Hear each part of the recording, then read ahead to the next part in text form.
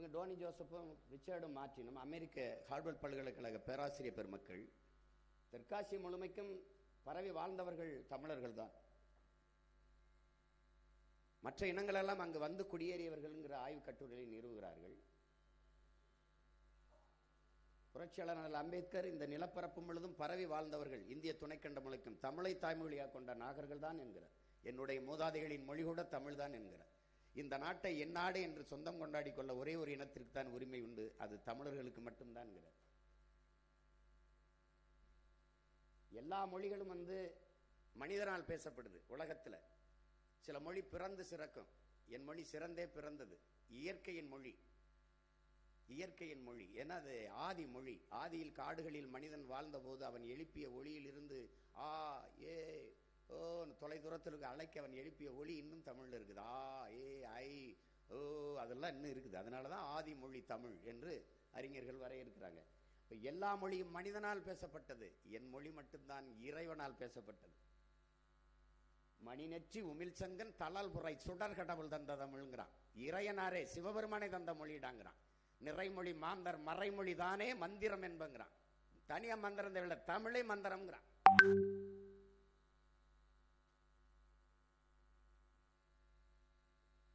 இறையனாரும் எம்பெருமான் முருகவேலும் அகத்தியரும் கட்டி காத்த தமிழ் சங்கம்ங்கிறான். நக்கீர பெரும்பாலும் நக்கீரன் நம்ம பாட்டன் பாடுறான். அப்ப இறையனாரே தந்தது. காமம் செப்பாது கண்டது மொழியுமோ என்று கொங்குதேர் வாழ்க்கை அஞ்சிரை தும்பி என்ற செய்யுளை எழுதி கீழே இறையனார் தான் கையெழுத்து இருக்கு. படிச்சவங்களுக்கு தெரியும். இப்போ பைபிள் கிறிஸ்தவர்களுக்கானது, பகவத்கீதை இந்துக்களுக்கானது, குரான் இஸ்லாமிய பெருமக்களுக்கானது. இப்படி ஒவ்வொரு மதம் சார்ந்த புனித நூல்கள் இருக்குது. ஆனா எந்நாட்டவர்க்கும் எக்காலத்தவர்க்கும் எச்சமயத்திற்கும் ஏற்புடைய ஒரு பொதுமறை உண்டென்றால், ஒரு நீதி நூல் வேத நூல் உண்டென்றால், அது நம்முடைய நாயனார் வள்ளுவ பெருமகனார் வள்ளுவ நாயனார் தந்தருளிய திருக்குறள் தான். நம்முடைய தெய்வ திருமகன் தாத்தா முத்துராமலிங்க திருச்சுறார். எல்லா சமயத்திற்கும் ஏற்புடையது. எந்த வேத நூலிலும் இல்லாதது தமிழ் இருப்பது திருக்குறளில் இல்லை என்று யாரும் சொல்ல முடியாது. அவன் பாடாத ஒன்றே கிடையாது.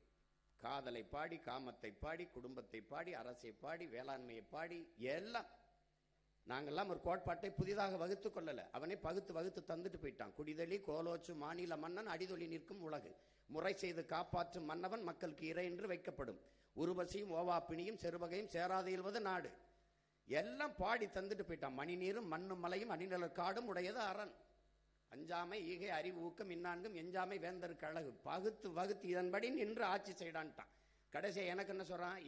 நல்லாண்மை என்பது ஒருவருக்கு தான் பிறந்த இல்லாண்மையாக்கி கொள்ளல். வீட்டையும் நாட்டையும் நீ ஆள்ற மாதிரி பார்த்துக்கடா, அதாண்டா நல்ல ஆண்மகனுக்கு அழகுன்ட்டான். அந்த மொழி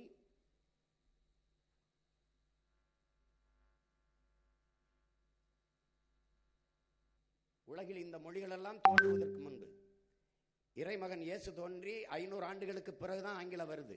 ஆனால் 5000 ஆண்டுகளுக்கு முன்னாடி என் மொழியின் மூத்த மொழி, என் மொழியின் தொன்மை இலக்கணம் இருக்குது. 5000 ஆண்டுகளுக்கு முன்னாடி இலக்கணம். ஒரு மொழி இலக்கண இலக்கியம் காணுதென்றால் எவ்வளவு தொன்மையா இருக்குன்னு பாருங்க. தொல்காப்பியனே சொல்றான் என்பனார் புலவர் என்று 100 இடத்துக்கு மேல பாடுறான். அவனை தான் நம்ம ஆதின்னு நினைக்கிறோம். அவன் சொல்றான் எனக்கு முன்னாடி அப்படி என்று 100க்கும் மேற்பட்ட இடங்கள்ல குறிப்பிடுறார் என்பனார் புலவர் என்று. அப்ப அதுல இருந்து நம்ம மொழியினுடைய தொன்மத்தை நீங்க அறியலாம். இந்த தொல்காப்பியனுக்கு தமிழ் சொல்லிக் கொடுத்தவன் யாரு?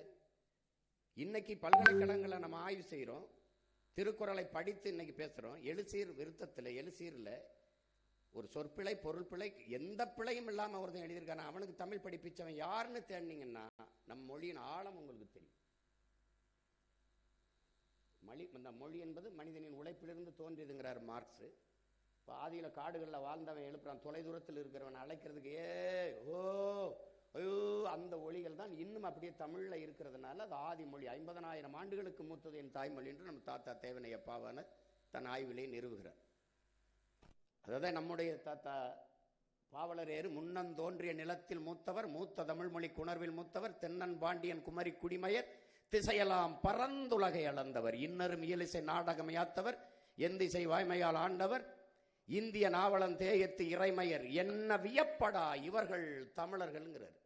வளர்ந்தரு வான்முகில் மலையிடை வாழ்க்கை தொடங்கியவர், வளர்ந்தரு குறிஞ்சியிலே காதலை உணர்ந்தவர், தேனுமில் முல்லை மருதம் நெய்தலை தீர ஆய்ந்த நல் இல்லறம் வகுத்தவர், காந்தரு பொருளையும் கழனியும் கண்டவர், கடலின் பரப்பையும் கடந்தையில் சென்றவர், ஏன் தம்பி தெரியுமா இவர்கள் தமிழர்கள்ங்கிறார்.